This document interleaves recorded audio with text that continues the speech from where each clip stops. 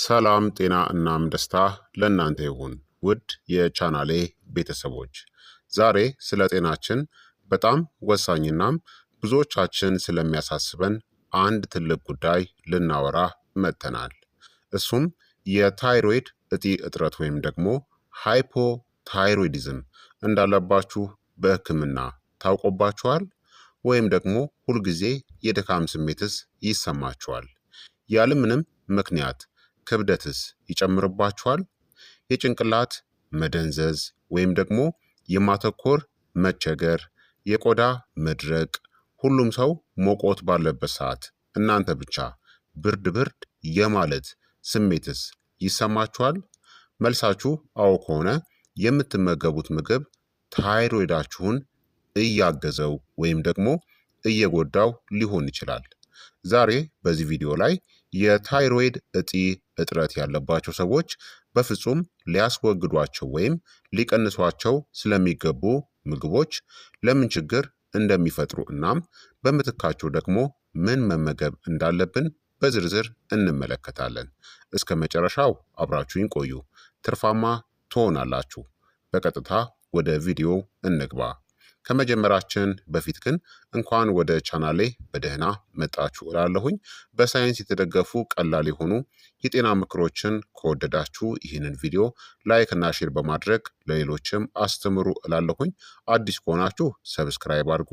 ጥያቄ ካላችሁ ደግሞ ጥያቄያችሁን በኮመንት ላይ አስፍሩልኝ፣ በደስታ እመልስላችኋለሁኝ። ሰብስክራይብ ካደረጋችሁ በቀጥታ ወደ ትምህርቱ እንለፍ። የታይሮይድ እጢ እጥረት ወይም ሃይፖታይሮይዲዝም ምንድን ነው የሚለውን በአጭሩ እንመልከት። የታይሮይድ እጢ እጥረት ወይም ሃይፖታይሮይዲዝም የሚከሰተው በአንገታችን አካባቢ የሚገኘው የታይሮይድ እጢ በቂ የሆነ የታይሮይድ ሆርሞንን ማምረት በማይችልበት ጊዜ ነው። ምንም እንኳን ምግብ ብቻውን የታይሮይድ እጢ እጥረትን ሙሉ በሙሉ ማዳን ባይችልም የተወሰኑ ምግቦች ግን የታይሮይድ ስራን ሊያስተጓጉሉ፣ ምልክቶቹን ሊያባብሱ ወይም የምንወስደውን የታይሮይድ መድኃኒት መምጠጥን ሊቀንሱ ይችላሉ። ስለዚህ ልንጠነቀቃቸው የሚገቡ 10 ዋና ዋና ምግቦችን በቀጥታ እንመልከት። አንደኛ፣ ከልክ ያለፈ የአኩሪ አተር ምርቶችን ነው። አኩሪ አተር አይሶፍላቮንስ የተባሉ ውህዶችን ይዟል። እነዚህ ውህዶች የታይሮይድ ሆርሞን ምርትን ሊያስተጓጉሉ እናም በአንዳንድ ሰዎች ላይ ደግሞ የታይሮይድ መድኃኒት በሰውነት የመመጠጥ ብቃትን ሊቀንሱም ይችላሉ። ሊወገዱ ወይም ሊቀነሱ የሚገባቸው ምግቦችም የአኩሪ አተር ወተት፣ ሶይ ሚልክ የምንለው፣ የአኩሪ አተር ፕሮቲን ዱቄት፣ ቶፉ፣ የአኩሪ አተር ፍሬ፣ ቴምፕ እናም ኤዳማሜ መገደብ አለባቸው። በምትኩ ምን ይደረግ? አኩሪ አተርን የምትመገቡ ከሆነ መድኃኒታችሁን በምትወስዱበት ሰዓት አካባቢ በፍጹም እንዳይሆን አርቁ። ብዙ ባለሙያዎች መድኃኒት ከወሰዱ በኋላ የአኩሪ አተር ምርቶችን ከመመገባችሁ በፊት ለብዙ ሰዓታት እንድትጠብቁ ይመክራሉ። ሁለተኛ፣ በከፍተኛ ሁኔታ የተቀነባበሩ መጥፎ ምግቦች ናቸው። ጀንክ ፉድ የምንላቸውን የተቀነባበሩ ምግቦች ብዙውን ጊዜ በእነዚህ የተሞሉ ናቸው። ለጤና ጎጂ በሆኑ ስብ ወይም ቅባቶች፣ ከመጠን ያለፈ ካሎሪ፣ ስኳርናም ሶዲየም ወይም ጨው። እነዚህ ምግቦች ለክብደት መጨመር፣ ለሰውነት ብግነት ወይም ደግሞ ኢንፍላሜሽን፣ ለደካማ የሜታቦሊዝም ጤና አስተዋጽኦን ያደርጋሉ። ይህም የታይሮይድ ምልክቶችን ለመቆጣጠር አስቸጋሪ ያደርገዋል። ለምሳሌ ቺፕስ፣ ፈጣን ምግቦች፣ የታሸጉ መክሰስ ስናኮች፣ በስኳር የበለጸጉ የቁርስ እህሎች ሲሪያል የምንላቸው እናም የተቀነባበሩ ስጋዎች ፕሮሰስድ ሚት የምንላቸው። በምትኩ ታዲያ ምን ይደረግ? ያልተቀነባበሩ የተፈጥሮ ምግቦችን ምረጡ። ለምሳሌ ፍራፍሬዎችን፣ አትክልቶችን፣ ጥራጥሬዎችን፣ አሳ፣ እንቁላልና ስብ የሌለውን ስጋን ምረጡ። ስለዚህ እነዚህን ተኩ። ሶስተኛ፣ ከመጠን ያለፈ ስኳር ነው። የታይሮይድ እጢ እጥረት ያለባቸው ብዙ ሰዎች ቀድሞውኑም የሰውነት ስራ ወይም ሜታቦሊዝም የመቀነስ ችግር አለባቸው። ከፍተኛ መጠን ያለው ስኳርን መመገብ እነዚህን ሊጨምር ይችላል። የክብደት መጨመርናም የስብ ክምችት፣ የደም ስኳር መለዋወጥናም ከባድ የሆነ የድካም ስሜት። ሊወገዱ የሚገባቸው ምግቦችም እንደ ከረሜላ፣ ለስላሳ መጠጦች፣ በስኳር የጣፈጡ ጭማቂዎች፣ ኬኮች፣ ኩኪዎችና ፓስተሪስ የምንላቸው በኬክ ቤቶች የሚሰሩ ጣፋጮች። በምትኩ ታዲያ ምን ይደረግ? የጣፋጭ ፍላጎታችሁን እንደ እንጆሪ፣ ፖም ወይም ደግሞ አፕልና ብርቱካን ባሉ ትኩስ ፍራፍሬዎች አርኩ። አራተኛ በዘይት ውስጥ በጣም የተጠበሱ ምግቦች ናቸው። በዘይት ውስጥ በጣም የተጠበሱ ምግቦች ለሰውነት ብግነት ወይም ደግሞ ኢንፍላሜሽን የሚያጋልጡ እናም ለልብ ህመም ተጋላጭነትን የሚጨምሩ ጎጂ ስቦችን ይዘዋል። ለምሳሌ ፍሬንች ፍራይስ ወይም ቺፕስ፣ የተጠበሰ ዶሮ፣ የተጠበሱ መክሰስ ምግቦችናም ዶናት። በምትኩ ምን ይደረግ? ምግቦችን በሚቻል መጠን በኦቭን መጋገር፣ መጥበሻ ላይ ማብሰል፣ ግሪልድ ማድረግ፣ በውሃ እንፋሎት ማብሰል ወይም ኤር ፍራየር መጠቀም። አምስተኛ ከመጠን ያለፈ የአልኮል መጠጥ ነው። አልኮል የታይሮይድ ሆርሞን ምርትን ሊያስተጓጉልናም አጠቃላይ የሆርሞን ስርዓት ኢንዶክራይን ጤናን ሊጎዳም ይችላል። እንዲሁም ከመጠን በላይ መጠጣት የድካም ስሜትንናም የእንቅልፍ ጥራትንም ያበላሻል። በምትኩ ታዲያ ምን ይደረግ? የአልኮል አጠቃቀማችሁን ገድቡ። በምትኩ ንጹህ ውሃ፣ ለእጽዋት ሻይናም ለሌሎች አልኮል ያልሆኑ መጠጦች ቅድሚያን ስጡ። ስድስተኛ በብዛት ጥሬ የክሩሲፈረስ አትክልቶችን መመገባችሁን አቁሙ። እነዚህ ጥሬ አትክልቶች በጣም ጤናማ ናቸው፣ ነገር ግን ጎይትሮጀንስ የተባሉ ውህዶችን ሊይዙ ይችላሉ። እነዚህ ውህዶች በከፍተኛ መጠን ሲወሰዱ በተለይም በሰውነታችን ውስጥ የአዮዲን መጠን አነስተኛ ከሆነ ሰውነታችን አዮዲንን በአግባቡ እንዳይጠቀም ሊያደርጉ ይችላሉ። ለምሳሌ ጥሬ ጥቅል ጎመን፣ ጥሬ ብሮኮሊ፣ ጥሬ አበባ ጎመን፣ ጥሬ ኬልናም ብራስልስ ስፕራውት። በምትኩ ምን ይደረግ? እነዚህን አትክልቶችን አብስላችሁ ተመገቡ። ማብሰል ብዙ ንጥረ ነገሮችን ሳይቀንስ የጎይትሮጀን ይዘታቸውን በከፍተኛ ሁኔታ ይቀንሰዋል። ሰባተኛ የሶዲየም ወይም የጨው ይዘታቸው በጣም ከፍተኛ የሆኑ ምግቦችን ነው። የታይሮይድ እጢ እጥረት ያለባቸው ሰዎች ለደም ግፊት መጨመር የተጋለጡ ሊሆኑ ይችላሉ። ሊገደቡ የሚገባቸው ምግቦችም ፓስታዎች፣ ኢንስታንት ኑድልስ የምንላቸው፣ የተቀነባበሩ ስጋዎች፣ የታሸጉ ሱፖች፣ ጨዋማ መክሰስ ምግቦችና ፈጣን ምግቦችን ገድቡ። በምትኩ ምን ይደረግ? ምግቦችን በቤት ውስጥ አዘጋጁ። ምግቡን ለማጣፈጥም በጨው ምትክ የተለያዩ ቅመማ ቅመሞችን ተጠቀሙ።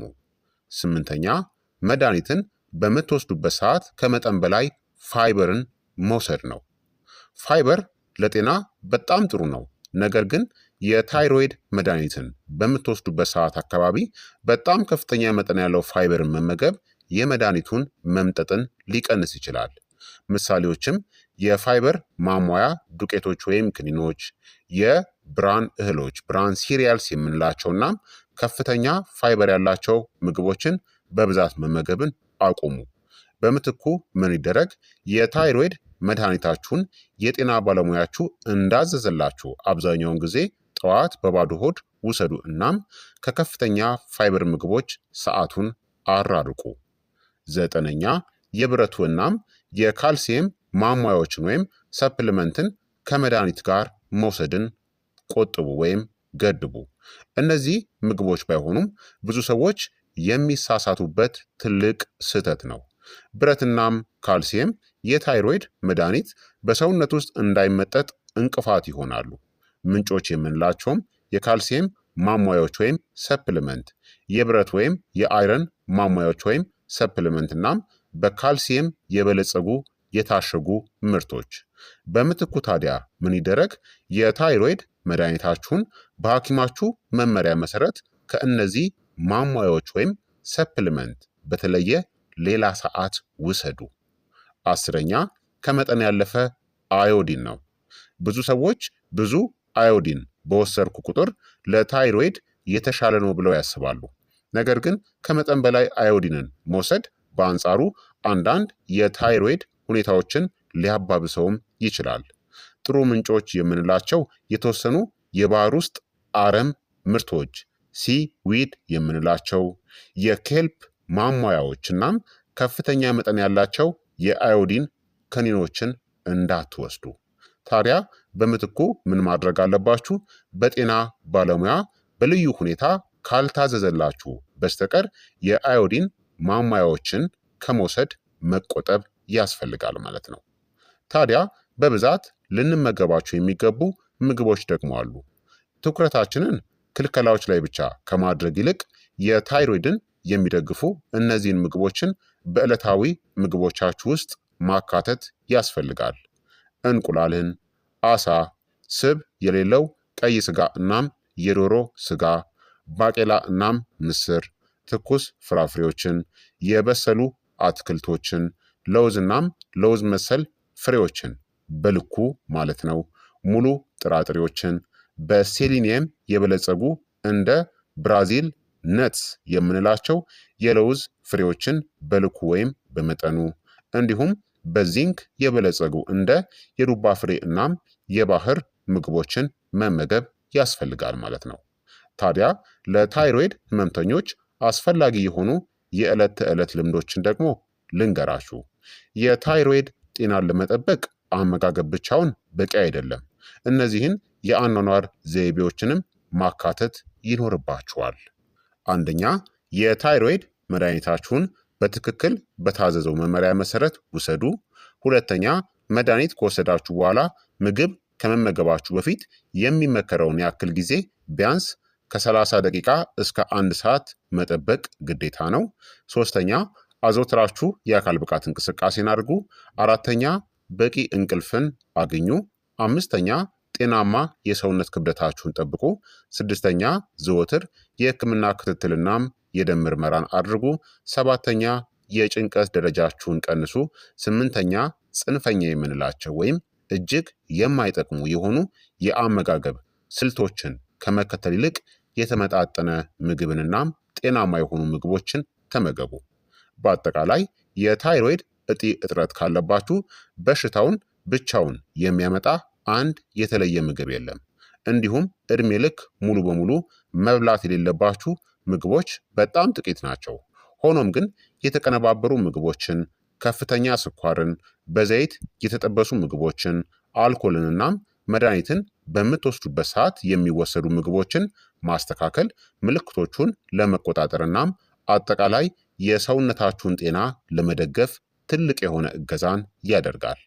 በጣም ወሳኙ እርምጃ የታዘዘላችሁን መድኃኒትን በአግባቡ መውሰድና የተመጣጠነ በንጥረ ነገሮች የበለጸገ የአመጋገብ ስርዓትን መከተል ነው ማለት ነው። ስለዚህ የዛሬው የጤና መረጃችን ይህንን ይመስል ነበረ።